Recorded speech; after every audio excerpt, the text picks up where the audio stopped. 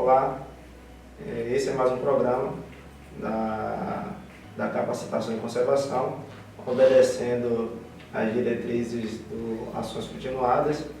E hoje nós vamos falar um pouco mais sobre a conservação do ponto de vista da nossa aplicação no dia a dia da Fundação Hanse Bahia. E no vídeo passado nós falamos sobre, de forma geral, a questão da conservação e dos desafios que a Fundação Hanse Bahia enfrenta por se tratar de uma instituição que está localizada em Cachoeira, com o seu Museu-Galeria, e em São Félix, com o Museu Casa. No outro vídeo nós falamos dessa divisão das reservas técnicas, né, que em São Félix nós temos um acervo acomodado de forma das obras desemolduradas, principalmente lá abriga a parte de indumentárias, fotografias, cromos, as cartas, né, e os livros também. E essa reserva técnica ela abriga da maior parte do acervo da Fundação.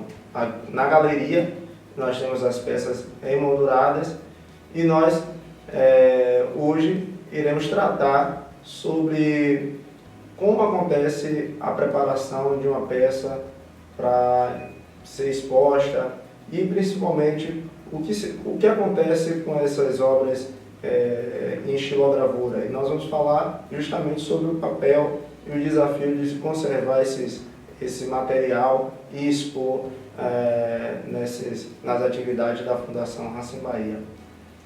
Se tratando do acervo maior que nós temos aqui na Fundação Hanse Bahia, que é o acervo de estilogravuras, nós temos a estilogravura mais antiga da Fundação, ela é datada de 1946.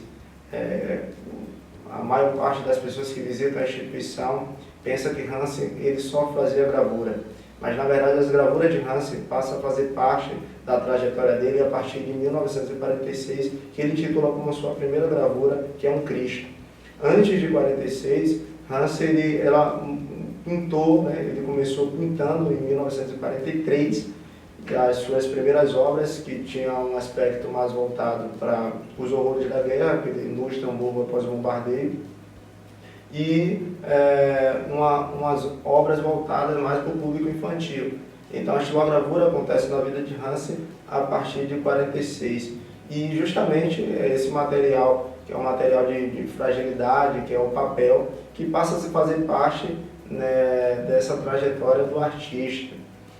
Claro que quando o Hanse ele chegou aqui na Bahia, ele vai aprimorar a técnica da estilogravura. E isso é perceptível quando nós analisamos a técnica, né, que foi acompanhando até 1978, né, que foi o ano de falecimento do artista.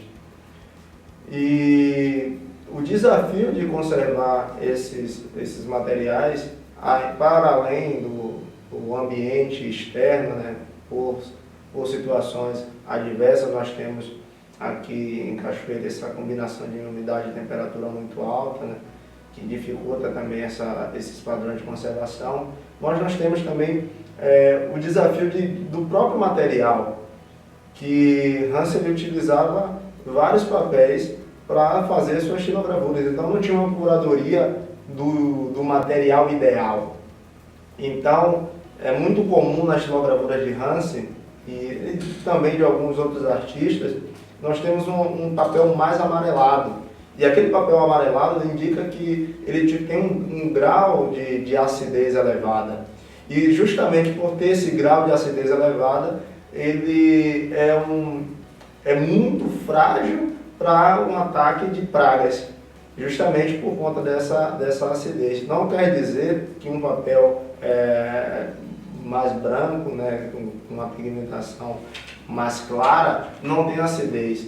Mas justamente a gente usa uma fita, né, que é um medidor de pH, para a gente saber o pH daquele papel, para justamente a gente estar trabalhando com as questões de conservação para cada peça. O ideal é que a gente faça essa medição de pH, justamente é utilizado na maioria das vezes quando vai acontecer um restauro de uma peça, porque a peça vai fazer essa medição de pH, sabe a alcalinidade daquele papel, e daí é traçado o passo a passo para diminuir essa alcalinidade, para chegar aos padrões mínimos para se ter uma conservação ideal desse material. Só que o acervo que nós temos na Fundação Hanse Bahia, algumas peças foram restauradas, as outras não. E justamente por conta disso, nós temos um desafio maior, porque alguns papéis que passaram por esse processo de diminuição de pH, eles conseguem se adaptar melhor para o padrão de conservação que a gente pensa, né, que a gente estrutura no dia a dia da instituição. E quando nós pegamos essas peças, que muitas das vezes já está emoldurada, né, por conta de gestões passadas, a gente precisa adaptar e levar em consideração o clima para onde essas peças vão estar disponibilizadas para o público. Porque se essa peça já tem um alto grau de alcalinidade, esse papel já tem fatores de risco, o nosso objetivo é evitar que essa peça possa ser deteriorada.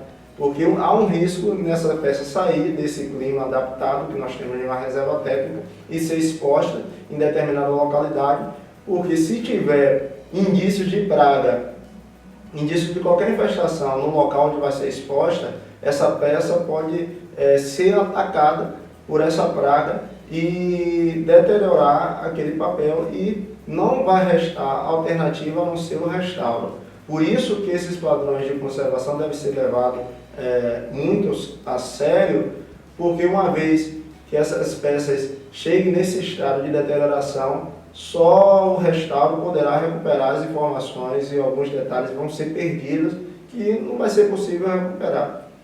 Então, o papel que Hanse utilizava nas suas estilogravuras já é um papel que dificulta a gente conseguir traçar padrões mínimos que possa ser conservado essas obras.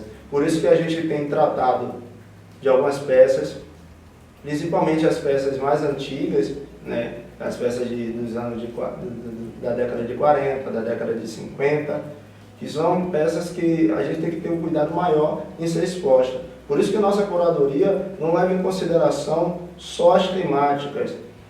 Nossa curadoria ela precisa também ser respaldada do ponto de vista técnico dos padrões de conservação, para evitar que as peças passem por processo de deterioração. Tem um processo de deterioração que ela é natural, que é pela própria exposição à luminosidade, que causa esmaecimento das obras. As obras ela perdem um pouco da sua coloração, perdem um pouco da sua pigmentação. Isso eu estou falando do ponto de vista da impressão, né? Porque uma vez que nós temos um papel que ele tem um alto grau de alcalinidade e a gente percebe que essas peças que envolvem o acervo de estilogravura da Fundação Hanse Bahia, ela tem essa estrutura, ela tem esse viés, mas temos que ter um outro olhar também por conta da pigmentação, de como foi feito o processo de impressão dessas peças. Então, há dois fatores importantes a serem considerados nesse momento dessa capacitação de conservação. Primeiro, o papel, né, a estrutura, né, que vai ser impressa as estilogravuras, e também as pigmentações que foram usadas para fazer as impressões.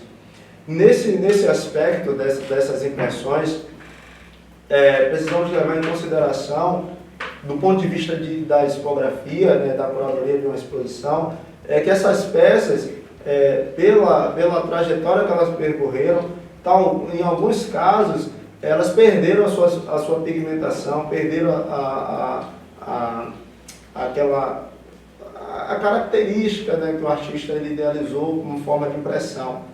E por conta de ser expostas em locais que tinham um alto grau de luminosidade, com iluminação natural ou iluminação artificial pelo uso de lâmpada.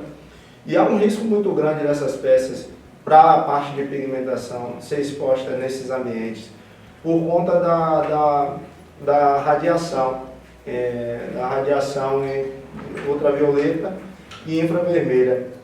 A radiação, a infravioleta, ela atinge a primeira camada das impressões, né? Ela fragiliza as impressões, mas a ultravioleta, ela penetra até o papel, rompendo as fibras desse papel. E por isso que nós recomendamos nas nossas visitas que as pessoas não fotografem as peças com o uso de flash, porque o flash, ele, além de emitir a radiação infravermelha, ele é um agente muito degradante do ponto de vista da emissão de ultravioleta. E se o papel já tem essa característica de ser um papel frágil, e algumas xilogravuras da Fundação Hansen foi feita em papel arroz, que é um papel mais frágil ainda, e que retrata, por exemplo, o drama do Calvário, que são xilogravuras de 1950, e essa xilogravura a própria estrutura do papel, a estrutura de base, né, da impressão, ela já é fragilizada porque é um papel muito fino, a gramatura do papel é muito fino, o papel arroz é muito frágil. E se essas peças elas vão ser expostas em determinados ambientes, elas precisam ter esse cuidado para não perder essa camada, né, por emissão de infravermelha ou ultravioleta. Então, por isso que nós recomendamos e falamos para os nossos visitantes não fotografar as peças com uso de flash, para não romper as fibras do papel e chegar ao resultado de ter que fazer um restauro, e muitas das vezes nem se consegue recuperar as pigmentações que foram expostas nesse ambiente. Para além disso, nós também, aqui na instituição, levando em consideração o papel, levando em consideração a pigmentação, observando se essas peças estão nesse alto grau de exposição, levamos também em consideração o próprio clima desse papel que vai ser exposto, né? Então, o papel ele é resiliente, né? Ele absorve muita temperatura e ele se expande e se enrijece muito fácil. Então, no ambiente frio, no ambiente úmido, ele vai reter água, ele vai dobrar, né? E depois ele vai ficar seco. Então, por mais que ele tem muitos poros, então, quando a gente leva essas peças para a exposição, a gente precisa também adaptar esse clima para que a gente possa tirar um pouco da umidade do ambiente, por isso que é orientado a gente usar desumidificador e, em alguns casos, até esterilizador de ar, justamente para a gente ter um clima mais adaptado, mais cômodo, para que essas peças permaneçam vivas e dispostas para outras gerações. Então, conservar as xilogravuras não é um desafio simples. Precisa ter os mecanismos ideais. Claro que qualquer instituição hoje, nem todas as instituições dispõem de equipamento suficiente para conseguir ter esses padrões. Por isso que, em muitos casos, instituições que não têm ar-condicionado, que não têm esterilizador de ar, o ideal, pelo menos, que elas tenham ventiladores, para manter a circulação de ar, para tentar reduzir a impureza que circula nesse ambiente, tentar reduzir também a temperatura, tentar reduzir a questão de umidade, usando alguns instrumentos, né, que é confeccionado pelo próprio museólogo para retirar a umidade do ambiente. Então, aqui nós vamos ficar por hoje. Já que falamos principalmente do papel e da xilogravura, aguarde os próximos episódios, que nós vamos falar também de algumas outras peças da instituição. Nós temos fotografias, nós temos pinturas, nós temos materiais de indumentárias, nós temos louças, e nós temos também a reserva técnica de São Félix, que nós vamos abrir para o nosso público, para entender como acontece o processo de conservação do acervo por completo da instituição. Então, nos acompanhe nas redes sociais, nos acompanhe nas nossas páginas e indique para outros parceiros a instituição, a Fundação Raça Bahia como local de visitação e se sinta convidados, se sintam abraçados por essa instituição.